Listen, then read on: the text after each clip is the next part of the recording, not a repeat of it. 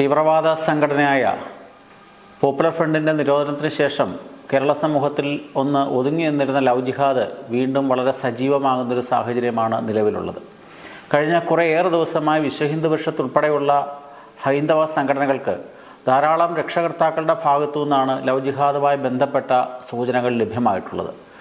Love ജിഹാദിനെ പറ്റി പറയുമ്പോൾ എപ്രകാരം ലോകത്തിനെ ഒരു ഇസ്ലാമിക രാഷ്ട്രമാക്കുക എന്നുള്ള ശ്രമത്തിൻ്റെ ഭാഗമായിട്ട് ഹൈന്ദവരായിട്ടുള്ള അല്ലെ ക്രൈസ്തവരായിട്ടുള്ള പെൺകുട്ടികളെ ലക്ഷ്യം വെച്ചുകൊണ്ട് ഇസ്ലാമിക യുവാക്കൾ നടത്തുന്ന ഒരു വളരെ ആസൂത്രിതമായ ശ്രമമാണ് ലവ് ജിഹാദ്. ഇതിനെ ശക്തിയുക്തം എതിർക്കുക എന്നുള്ളത് തുടക്കം മുതൽ തന്നെ വിശ്വഹിന്ദു പരിഷത്ത് സ്വീകരിച്ചിട്ടുള്ള ഒരു നയമാണ്.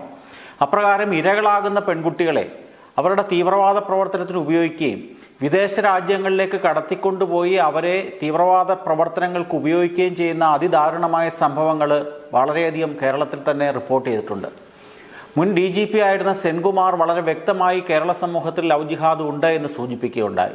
ലവ് ജിഹാദ് ഉണ്ട് എന്ന് പറയുന്ന വ്യക്തികളെയും സ്ഥാപനങ്ങളെയും സംഘടനകളെയും ഒക്കെ തന്നെ സമൂഹത്തിലെ പാർശ്വവൽക്കരിക്കാൻ വേണ്ടിയുള്ള ഒരു ആസൂത്രിതമായ ശ്രമവും നടക്കുന്നുണ്ട് എന്നുള്ളതിൻ്റെ പ്രകടമായ ഉദാഹരണമാണ് PC ജോർജ് ഉൾപ്പെടെയുള്ള വ്യക്തികൾക്കെതിരെ ഒരു പ്രത്യേക സമുദായം അല്ലെങ്കിൽ പ്രത്യേക സമൂഹം ആവിഷ്കരിച്ചിരിക്കുന്ന തന്ത്രങ്ങൾ.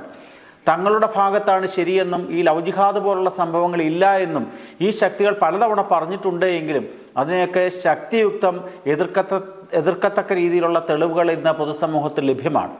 അതിൻ്റെ ധാരാളം ഉദാഹരണങ്ങൾ ഞങ്ങളുടെ മുമ്പിൽ ലഭ്യമാണ്. അതിന് എത്രയും വേഗം ഈ ലവ് ജിഹാദ് പോലുള്ള വിഷയങ്ങളിൽ കോടതികളിൽ സജീവമായി ഇടപെടേണ്ടതുണ്ട്.